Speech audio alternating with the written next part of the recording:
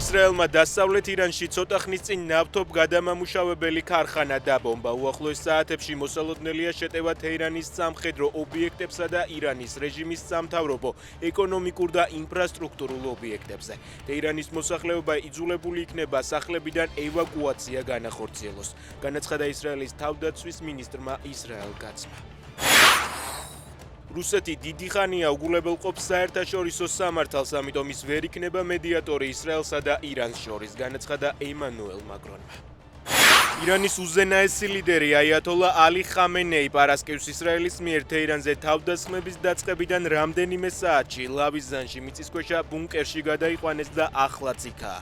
ინფორმაციას ირანული მედია რამდენიმე წყაროზე და ყრდნობით ავრცელებს. რუსეთთან ომში ფრონტზე უკრაინელი თეატრისა და კინოს მსახიობი იური ფელიპენკო 32 წლის ასაკში დაიღუპა. 2025 წლის პირველ კვარტალში საქართველოში საშუალო ხელფასი გასული წლის შესაბამის პერიოდთან შედარებით 226 ლარით გაიზარდა და 2170 ლარი შეადგინა. მონაცემებს საქსტატი აქვეყნებს.